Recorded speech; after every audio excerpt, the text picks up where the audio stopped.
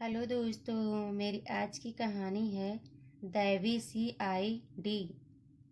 आजमगढ़ के collector mister Desai अपने बंगले में एक कमरे में आराम कुर्सी पर लेटे हुए अखबार देख रहे थे। इतवार की छुट्टी का दिन था और सुबह 8 बजे थे। तब तक उनका बड़ा लड़का काशीनाथ वहां आया और एक तरफ चुपचाप खड़ा हो गया। कलेक्टर साहब ने लड़के को आए हुए देख लिया, मगर वे कुछ बोले नहीं। कुछ समय बाद काशीनाथ ने ही बातचीत शुरू की। काशीनाथ, तो मेरे लिए क्या हुक्म है? देसाई, कुछ नहीं। काशीनाथ, मैं विलायत जाऊं? देसाई, विलायत जाना पीछे, पहले मेरे घर से निकल जाओ। मनमुखी लड़का मर जाए या भाग जाए तभी बेहतर है। काशीनाथ, आज आप नाराज क्यों हो रहे हैं? देसाई, मैं तुमको ICS पास करने के लिए विलायत भेजना चाहता था, परंतु तुमने अपनी माँ से कहा कि तुम वहाँ जाकर बैरिस्टरी पास करना चाहते हो। काशीनाथ, जी हाँ, कहा था, मगर एक बैरिस्टरी की इज्जत किसी कलेक्टर से कम नहीं होती, आमदनी भी कम नहीं होती। इसके अलावा एक वकील को जितना मौका जनता की सेवा के लिए मिल जाता है, उतना एक अफसर को नहीं। देसाई, क्या आदमी के लिए जनता की सेवा करना लाजमी है? काशीनाथ, मेरी राय से तो लाजमी है। अपना पेट तो जानवर भी भर लेता है। आदमी वह है जो 10 को खिलाकर खाए। देसाई, जी, तो मैं हुआ जानवर और जनाब हुए आदमी।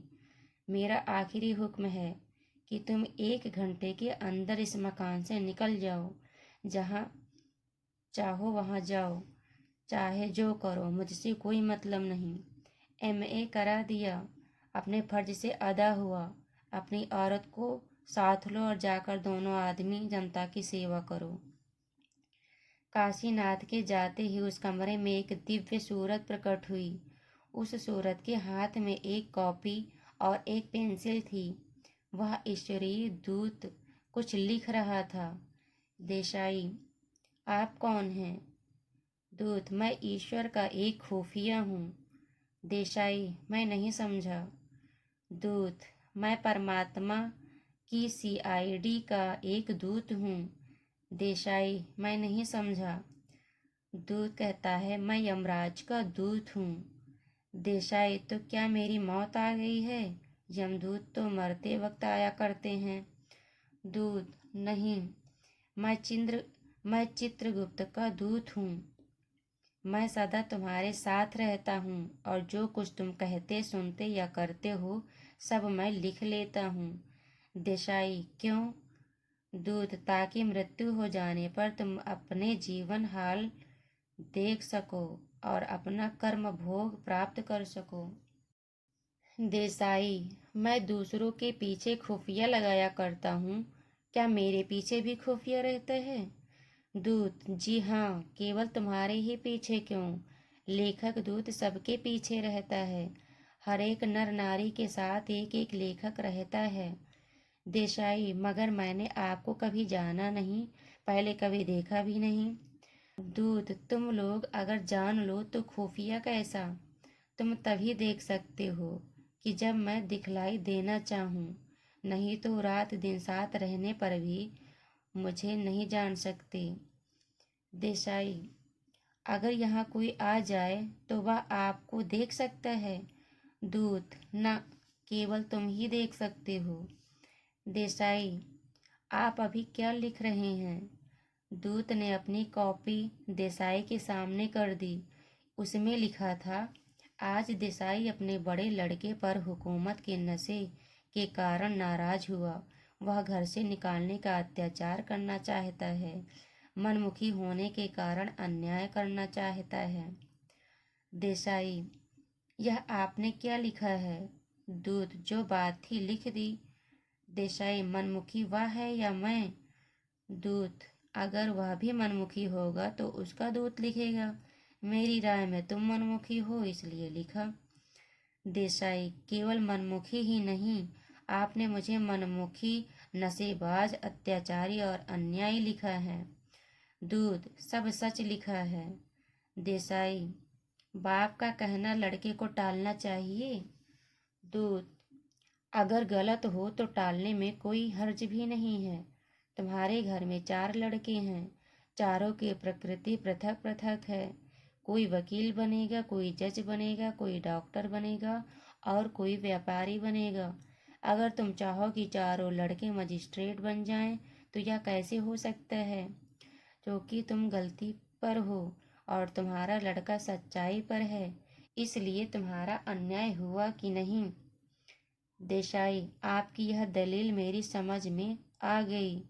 दूत ने लिखा: अपनी गलती मान लेने की आदत है। तब तक रोती और कांपती हुई काशीनाथ की माता ने कमरे में प्रवेश किया।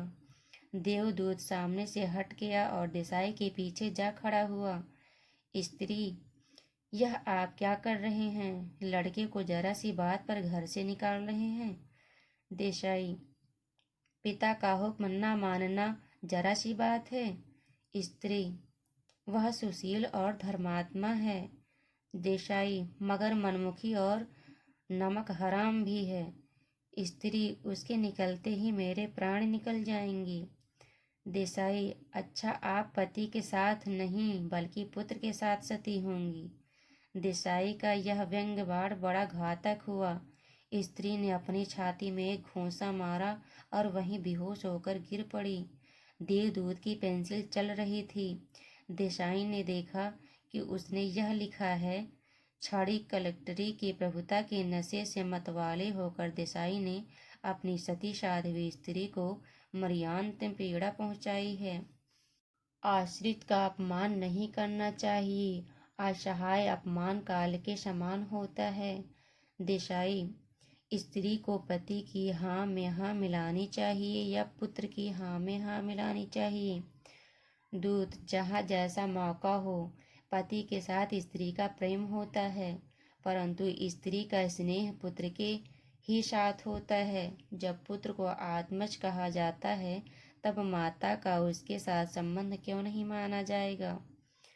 देसाई: मैंने आपकी यह बात भी मानी। देवदूत ने लिखा: अपनी गलती मानने की आदत है, मगर अपना हठ जल्दी छोड़ने की आदत नहीं है। स्वस्थ होकर देसाई की स्त्री भीतर चली गई। देसाई: मैं रोजाना पूजा किया करता हूँ, उसके बारे में आपने क्या लिखा? देवदूत ने एक पृष्ठ खोल कर दिखलाया। उस पर लिखा था: धार्मिकता के दिखावे से पब्लिक की श्रद्धा लेने का ढोंग करता है, पूजा नहीं करता है, क्योंकि देसाई नास्तिक है। देसाई: मैंने पाठशाले 1000 मोहताजों को भोजन कराया था, उसके बारे में आपने क्या लिखा? दूत ने एक पन्ना खोलकर दिखलाया। देसाई पढ़ने लगा: पब्लिक से मुफ्त में वाहवाही लूटने का षड्यंत्र मात्र, क्योंकि देसाई के मन में दया नहीं है। देसाई: मैं पब्लिक के जलसों में शरीक होता हूँ और लेक्चर देता हूँ, उसके लिए क्या लिखा? देवदूत ने एक सफ़ा दिखाया।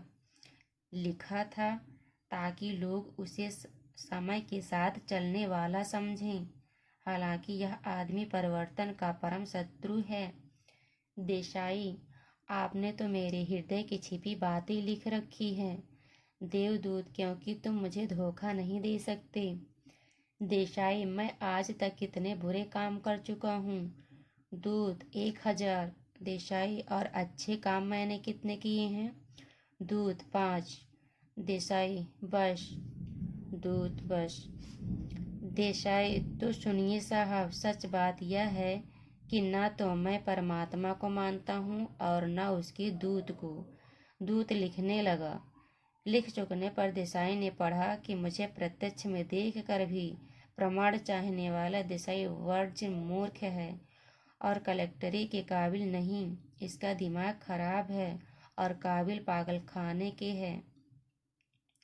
अंतिम प्रणाम करने के लिए तब तक काशीनाथ वहाँ आया। वह घर से निकल जाने की तैयारी कर रहा था। काशीनाथ: पिताजी, मैं नालायक हूँ, इसलिए मुझे घर से चले जाने की आज्ञा दीजिए। मैं तैयार होकर विदा मांगने आया हूँ। देसाई: नहीं बेटा, तुम कहीं मत जाओ, तुम वकील बन सकते हो। मेरा ख्याल गलत था। जो आदमी जिस काम को पसंद करे उसके लिए वही काम लाभदायक हो सकता है।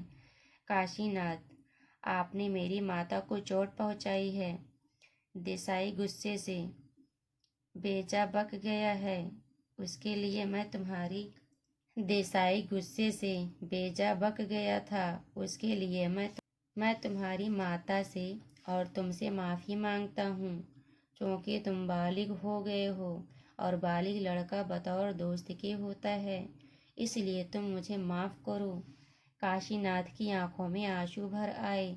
वह अपने पिता के चरणों में गिर पड़ा और रोने लगा। देसाई उठकर उसको छाती से लगा लिया और कहा, आज तक मैं पाखंडी था, नास्तिक था और घमंडी था। मैं नकली काम किया करता था। आज परमात्मा ने मेरी आंखें खोल दी। जो नहीं जाना था सो जान लिया और जो नहीं देखा था सो देख लिया। ईश्वर की एक बड़ी कृपा है कि जो मुझ पर उतरी। काशीनाथ बहुत प्रसन्न हुआ और भीतर गया। यात्रा की तैयारी कैंसिल कर दी गई। सब घर प्रसन्न था, पर यह क्या, कोई नहीं जानता था कि यह परिवर्तन हुआ कैसे।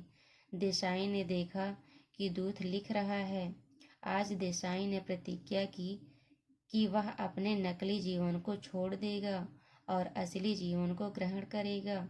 आज उसके जीवन में एक खास परिवर्तन हो गया। भविष्य में वह नेक आदमी बनने की कोशिश करता रहेगा।